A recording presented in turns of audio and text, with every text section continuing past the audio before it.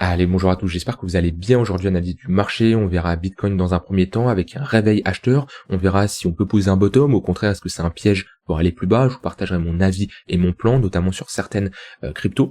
On parlera bien sûr d'Ether, Solana, avec un short que j'ai pris, que j'ai clôturé, c'est un setup en intraday que je vais vous partager. On pourra faire un bilan, ça vous permettra de voir pourquoi je suis rentré en position et quel était mon plan de trading. Un long que j'ai pris sur Hyperliquid, également que je vous partagerai, parce que d'un point de vue setup et risk reward, on a quelque chose d'assez intéressant, et on fera une revue du marché US bien entendu. Je commence par le Bitcoin. Comme je l'ai dit, petite réaction acheteuse en cours sur du court terme. Alors avant, sur le court terme, on va se concentrer sur du long terme. Ici, on est toujours dans une phase de latéralisation. Alors si je parle du long terme, la clôture weekly ici nous témoigne tout simplement d'un rejet vendeur au niveau des 87-88 000 $, mais on voit bien qu'on est toujours bloqué entre deux bornes. On reste dans une dynamique long terme haussière avec des creux et des sommets de plus en plus hauts. Une tendance moyen terme qui reste baissière ici est neutre actuellement vu qu'on est dans une phase de latéralisation, et sur du court terme on en parlera juste après, mais ce qui est bien c'est que on a un plan qui est clair sur le Bitcoin, que je vous parle depuis un moment, une tendance primaire haussière long terme et une tendance secondaire baissière neutre actuellement. C'est pour ça que je suis méfiant sur les marchés depuis qu'on a changé de dynamique, c'est-à-dire depuis qu'on a posé ici un top de marché sur le Bitcoin. Actuellement on est dans une phase de latéralisation, et pour retrouver un biais bullish et avoir des convictions de faire un nouvel ATH, faut break le niveau des 95 000 $. Parce que pour le moment on est dans un range précédé par une dynamique baissière, des moyennes mobiles, notamment le tunnel Vegas, le tunnel 4 heures qui fait toujours office de résistance. D'un point de vue probabilité, on a plus de chances d'aller revisiter ce creux-là que ce sommet-là.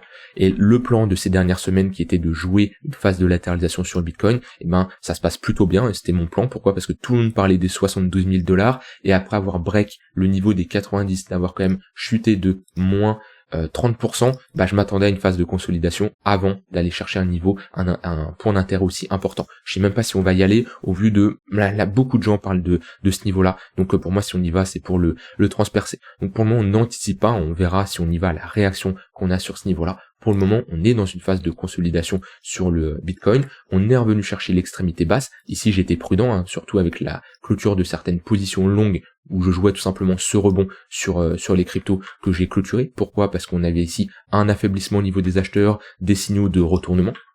On était proche de l'extrémité haute et on a bien corrigé. On a pris un bon moins 10% sur le Bitcoin à peu près. Moins 8, et on est revenu ici chercher l'extrémité basse. Alors j'ai pas de long qui s'est exécuté sur le Bitcoin. Hop, si trading, je veux bien me mettre le volume profile. Je sais pas pourquoi il a du mal aujourd'hui à me les mettre. Ok, parfait.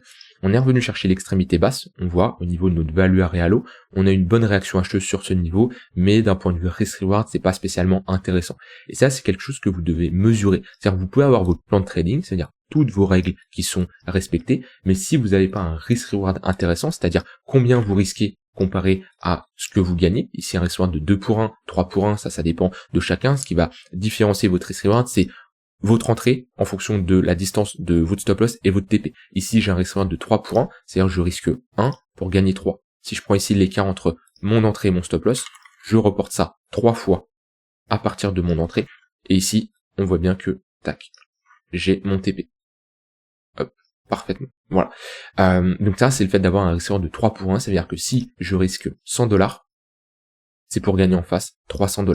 Et quand vous prenez un trade, vous devez toujours avoir un risk-reward qui est intéressant. Certains vont avoir un risk-reward de 2 pour 1, 3 pour 1, 4 pour 1, c'est vraiment propre à chacun, mais avoir un trade où vous risquez par exemple 100 pour gagner 10 $, c'est pas pertinent. Vaut mieux toujours couper les pertes rapidement et laisser courir les gains. Et moi j'avais pas spécialement de risk reward intéressant sur cette extrémité basse sur le Bitcoin. Pourquoi? Parce que si je cherche un TP, c'est globalement dans cette zone-là. Si j'ai un stop loss, c'est sous le range à ce niveau-là, et l'écart est vraiment pas intéressant. En tout cas, ce que je risque comparé à ce que je gagne n'est pas pertinent. Donc c'est pour ça que je me suis concentré sur d'autres cryptos, surtout Hyperliquid, que je vais vous montrer après.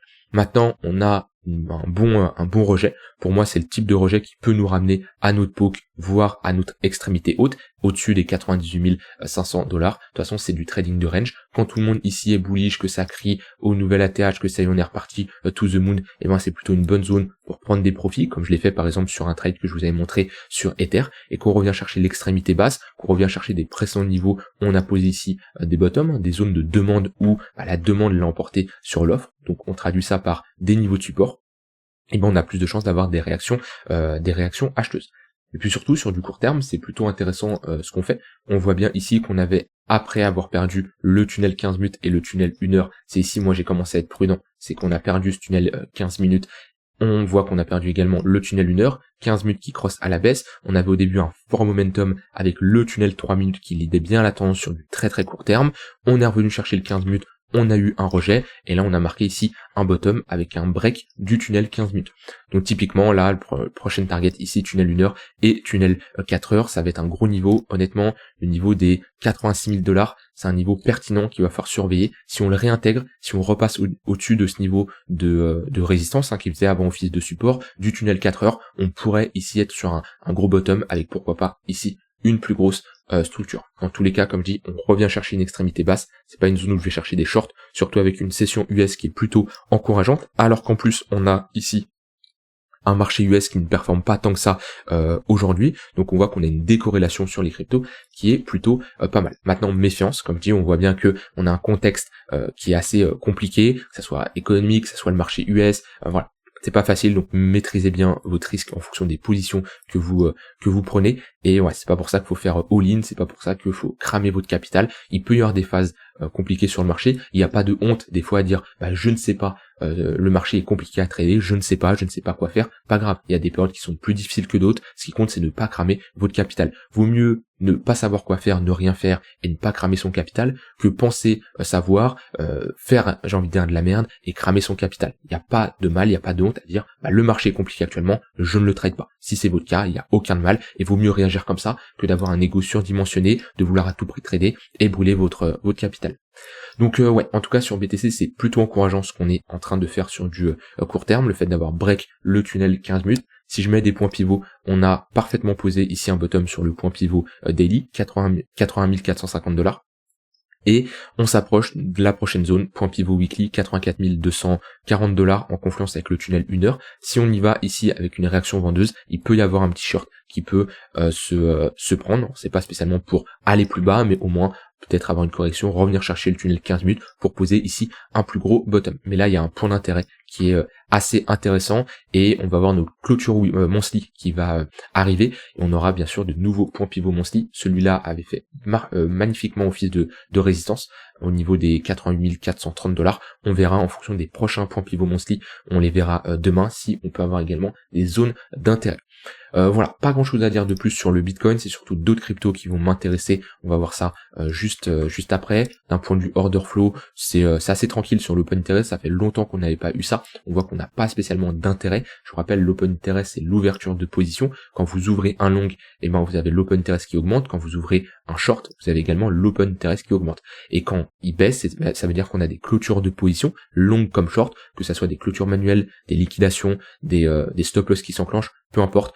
On voit ici qu'on a globalement un open interest qui est assez calme, alors que ça nous est déjà arrivé sur le Bitcoin, de range, et d'avoir un open interest qui augmente.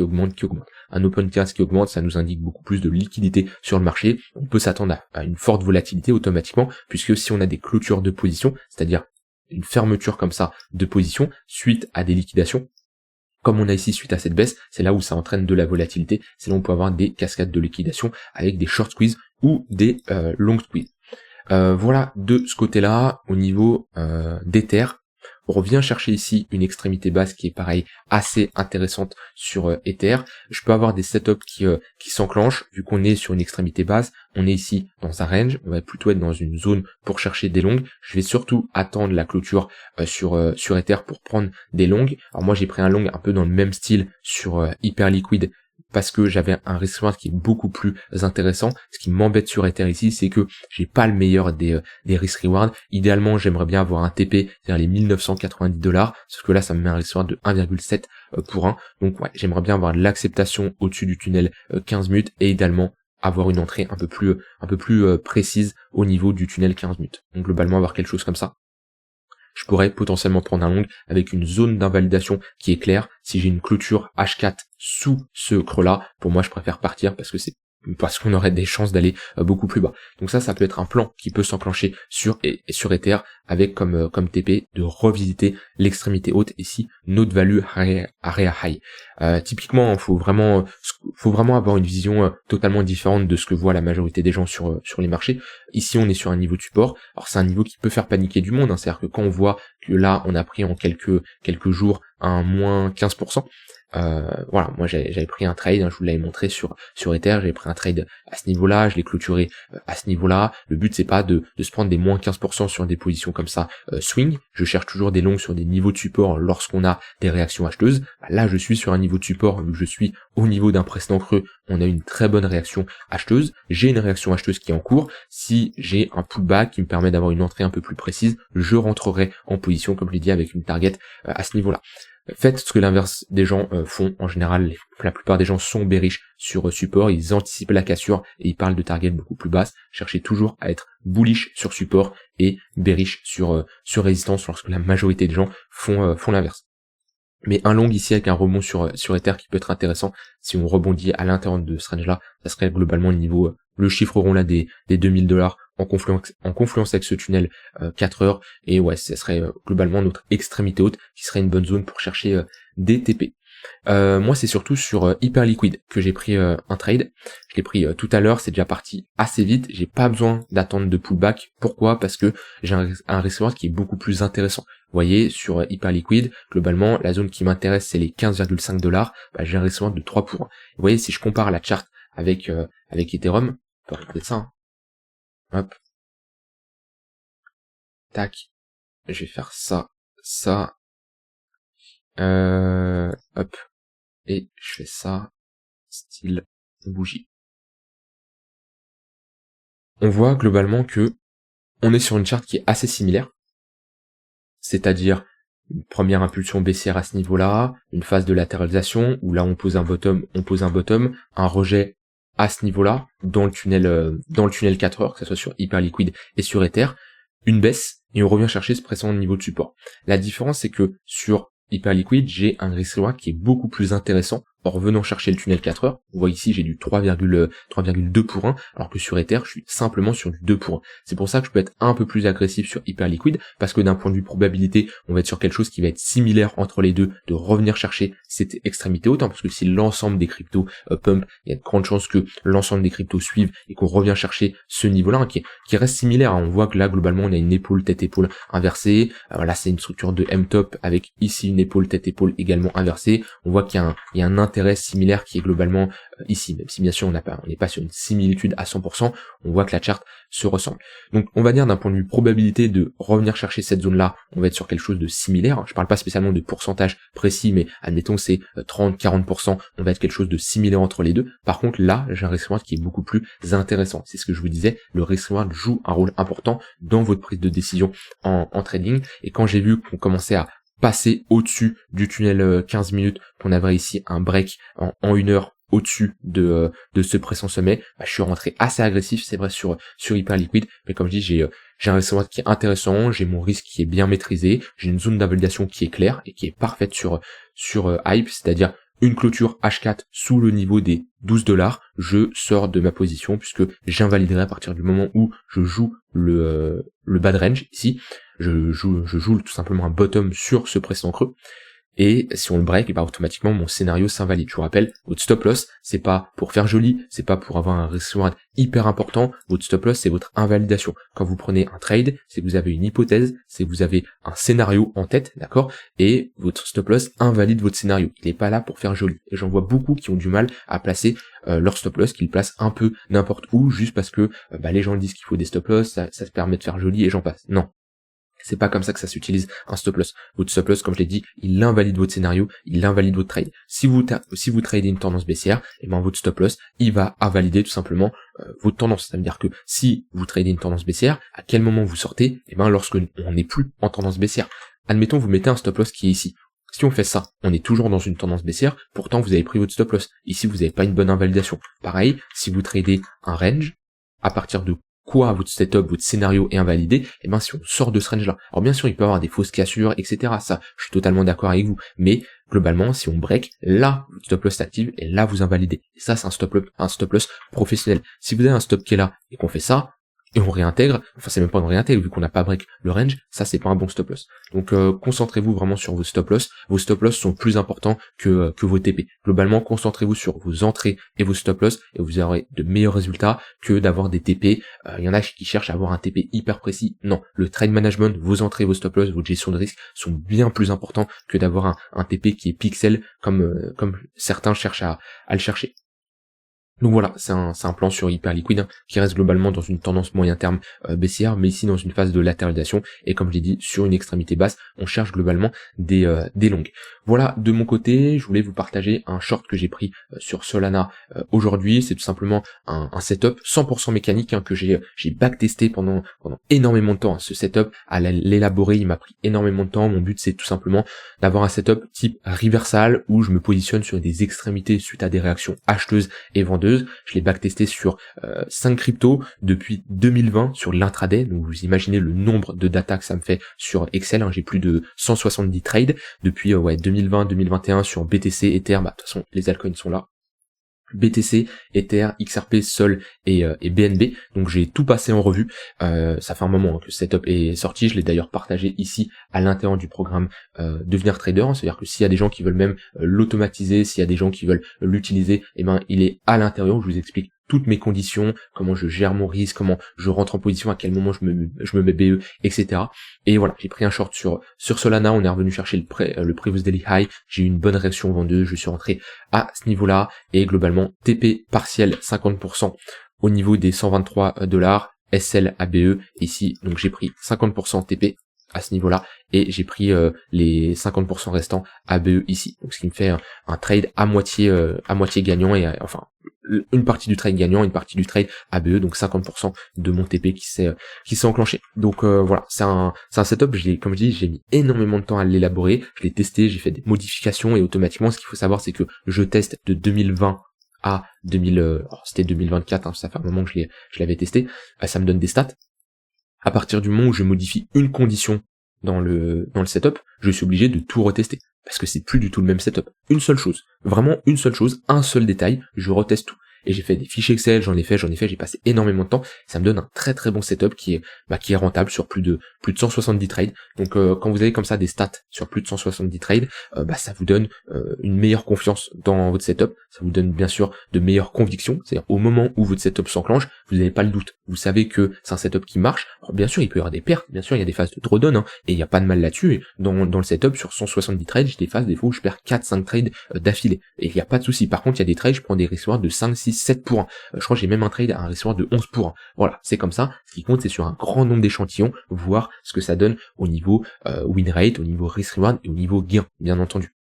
Donc voilà, ça c'est un trade que je voulais vous partager ici sur Solana. Maintenant, au niveau des altcoins, je vais faire le marché US juste avant. Donc pourquoi également sur les cryptos, j'essaye de jouer un rebond, parce que même si le marché US, on a rebondi sur ce niveau-là que je vous avais dit qui était pertinent et où je m'attendais à une réaction vendeuse, on a quand même un momentum qui est bien baissier avec un 15 minutes qui est orienté à la baisse, on crosse le 1 heure à la baisse. Globalement, on revient chercher un niveau de support.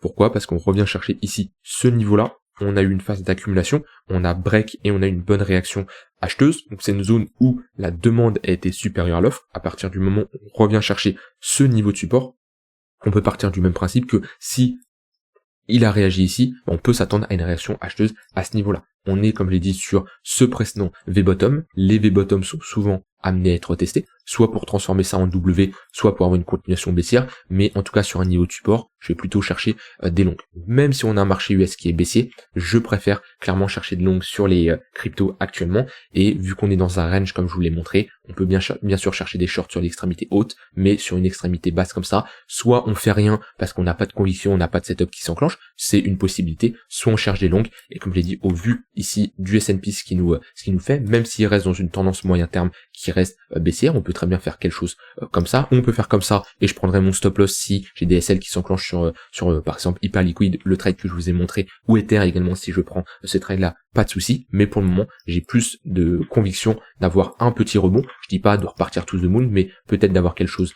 comme ça, se faire rejeter dans le 1 heure ou dans le 4 heures pour avoir une continuation de la baisse. Mais pour moi, j'ai des setups qui peuvent s'enclencher sur les altcoins. Maintenant, on n'a pas spécialement des cryptos qui sortent du lot et des altcoins qui font du plus 15, plus 20%.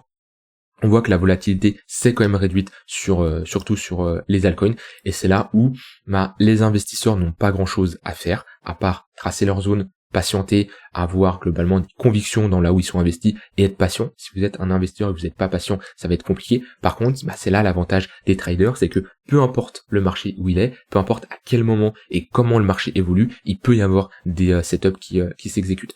Et qu'on a comme ça des phases de range, c'est là où beaucoup d'investisseurs, beaucoup de gens qui ne savent pas trader s'arrachent un peu les cheveux parce que c'est long. Ça fait déjà plus d'un mois qu'on est dans un range, on ne fait pas grand chose, et des personnes qui s'attendaient à des gains faciles, qui s'attendaient aux 150 000 $, et ils peuvent être déçus. Pendant que un trader, il peut en profiter. Peu importe, à partir du moment où on a des réactions sur des niveaux pertinents, il peut y avoir des setups qui s'exécutent. Et moi j'ai toujours recommandé être quelqu'un qui est 100% investisseur. Il n'y a pas de souci. C'est quelque chose qui peut se faire, mais avoir quand même une casquette trader, c'est pertinent. Alors je dis pas de mettre l'entièreté de son capital dans le trading, c'est une connerie. Ayez une poche d'investissement beaucoup plus important que votre poche de trading. Mais le fait de trader, ça va vous permettre déjà de rester actif, et il y a beaucoup d'investisseurs qui sont actifs mais qui ne tradent pas, du coup ils perdent du temps, ça sert à rien, et ils restent devant les charts sans rien faire. Autant essayer de trader, bien entendu. Et donc ça c'est le premier point, c'est trader va vous permettre de rester actif, et surtout trader, ça va vous permettre d'être beaucoup plus pertinent dans votre prise de position sur vos investissements. Et moi je l'ai vu parce que en tradant, j'ai été beaucoup plus pertinent dans mes entrées sur mes investissements, dans mes convictions, j'ai été beaucoup plus patient, et trader, ça va vous créer une discipline qui va vous permettre d'être meilleur dans vos investissements. Comme je dis pas d'avoir un capital 100% trading, pour moi c'est une erreur, mais admettons que vous avez un capital 90% investissement et 10% trading, c'est tout à fait possible. Et même au pire, si vous tradez à blanc, si vous tradez en démo, ça vous permet quand même d'avoir votre œil qui s'aguerrit, qui permet simplement de voir certaines patterns se dessiner, et à force, l'œil il voit certaines choses que vous ne verrez pas au début. Bien sûr, plus les années passent, plus vous accumulez de l'expérience, et plus vous allez voir des choses que vous n'aurez pas vues au début quand vous avez commencé. Donc voilà, moi en tout cas, je reste actif sur les marchés, même si on n'a pas spécialement de volatilité. Pour moi, il peut y avoir des opportunités. Et je vous rappelle, pour moi, on pourra avoir de la volatilité cette semaine, vu qu'on a quand même des annonces économiques qui arrivent, surtout en fin de semaine, avec le NFP et le taux de chômage. Je vous laisse avec ça, pas grand chose à ajouter, n'hésitez pas à rejoindre le Discord pour ceux qui veulent rejoindre une bonne communauté, qui s'entraîne, qui progresse, vous avez le premier lien en description. Je vous souhaite une très bonne fin de journée, et je vous dis à demain pour une prochaine vidéo. Bye bye.